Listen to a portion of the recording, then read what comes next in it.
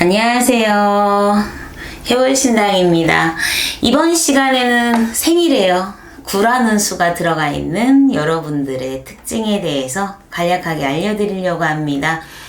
제가 알려드리는 건 음력 기준이지만 양력으로 보셔도 무방할 걸로 보여집니다.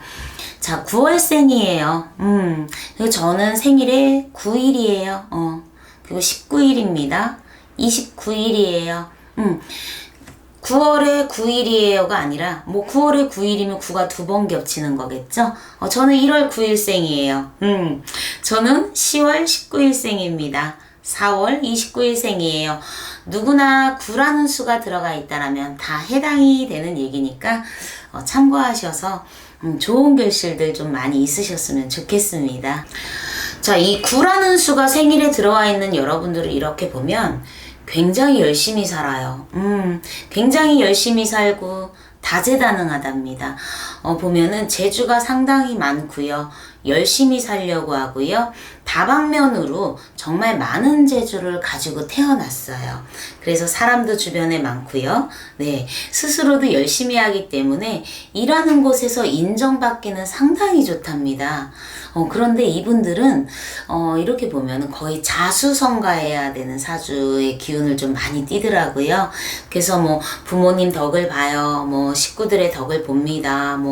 누구 지인의 덕을 봤습니다. 이런 경우보다는 내 스스로 독립성을 가지고 스스로 성공하고 스스로 일어나고 어떤 문제가 생겼을 때 스스로 해결하려는 성향을 많이 보이더라고요. 그러다 보니 자체적으로 생활력은 상당히 강해요. 그래서 진짜 우리 왜 사막에 내놔도 살아남을 것 같다는 얘기들 있죠? 이런 표현이 아마도 9라는 수를 갖고 있는 분들을 놓고 하는 얘기가 아닌가 싶어요. 그런데 이분들 같은 경우에 이렇게 보면은 우리가 이렇게 살아가는 속세라 그러잖아. 이곳에 덕이 좀 많이 부족한 편이에요. 그러다 보니까 자체적으로 생활력이 강해질 수밖에 없는 듯 하거든요. 왜냐하면 이분들이 보면 표현력이 상당히 약해. 남한테 아쉬운 소리를 하거나 어떤 도움 요청을 하거나 나 이렇게 힘이 들어. 나 이렇게 너를 좋아해. 이런 표현이 굉장히 약하답니다. 그래서 센 척하는 분들이 아마 상당히 많을 거야. 이거는 반대적으로 보면은 단점이거든요. 생활력 강하고 스스로 알아서 한다라는 자립심은 상당히 장점인데요.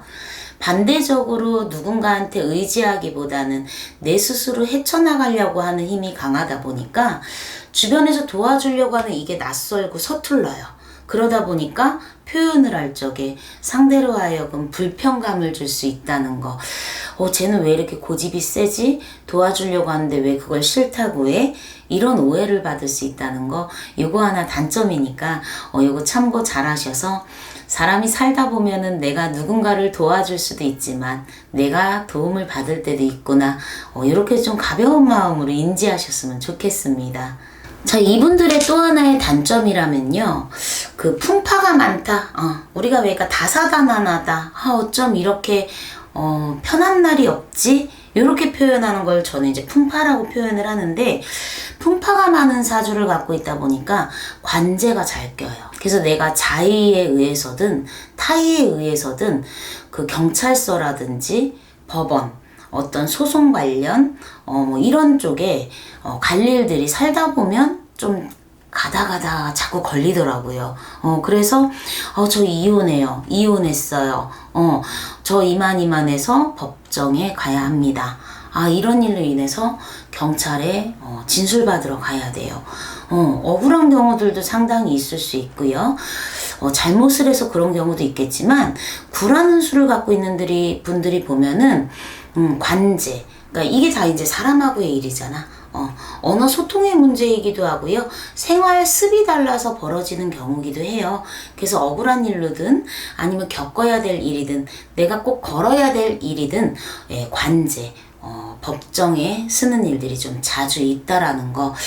이게 어떻게 보면은 가장 큰 마이너스일 거예요. 우리가 경찰서 가는 일, 법원 가는 일, 이런 일들은 많은 스트레스를 불러오고요. 심적으로 부담감이 크고 금전적인 부담도 크잖아요. 그러다 보니 이분들은 남으로 인해서 금전을 까먹으면서도 관청에 들어갈 일들이 자주 있다라는 거. 요게 하나 보면은 참 억울하면서도 속상한 일일 겁니다. 자, 이런 일들이 자주 있다 보면 사건 사고야 뭐 말할 것도 없을 거잖아요. 그죠? 우리가 경찰서를 갈 때는 뭐 교통사고가 나서도 가기도 하고요. 인간관계에서 어떤 금전 문제, 그리고 사람 관계에 있어서 어떤 억울한 상황에도 많이 가잖아. 그러다 보니까 이분들은 늘 좀 긴장을 하고 산다고 그럴까요? 한시도 좀 편안하게 마음을 비우고 내려놓고 쉴 시간이 좀 부족하다. 그러다 보니 생각을 안 하기 위해서라도 늘 바빠. 늘 바쁘게 살고요. 열심히 살고요. 다시금 재기하려고 하는 뚝심은 상당히 좋다라는 거. 자, 이분들한테 좋은 운이 있다라면 말년이 되게 좋아요. 열심히 살고 열심히 노력을 하고 어떤 재주를 많이 갖고 있기 때문에 어디 가서도 살 수 있다라 그랬잖아. 그러다 보니 한 번 넘어졌어. 다시 일어섰습니다. 7.8기한 끝에 성공하는 케이스들이 상당히 많습니다. 그러다 보니 중년에 가서 깨닫고, 여태까지 내가 열심히 산다고 살았는데 여태까지 뭐하고 사는 거지? 이 깨달음이 올 때는 거의 중년을 넘었을 때 우리가 많이 오거든요. 그러다 보니까 요런 사람은 조금 피해야 되고 요런 금전 투자는 조금 피해야 되겠다. 요게 이제 스스로 어떤 확립이 되잖아. 딱 단단해지고 나면요 일사천리예요. 벌기 시작하면 그것이 오롯이 다 내 것이 되고요. 배운 재주가 상당하기 때문에 기지를 발휘해서 말년에는 굉장히 풍요롭게 사시는 분들을 좀 많이 봤답니다. 그래서 저희 아이가 굉장히 잘 돼서 저는 너무 행복합니다. 더 바랄 것이 없어요 하는 경우에 9라는 수를 갖고 있는 분들이 많고요. 그리고 제가 정말 열심히 살아서 노력한 끝에 이만한 건물을 갖고 있습니다. 이런 금전을 저는 손에 쥐었습니다.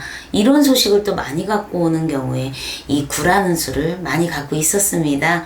그러니 여러분들 초년에 고생이 되고요. 이런 풍파 저런 풍파를 겪으면서 아주 삶이 모질다 이렇게 여겨지더라도요.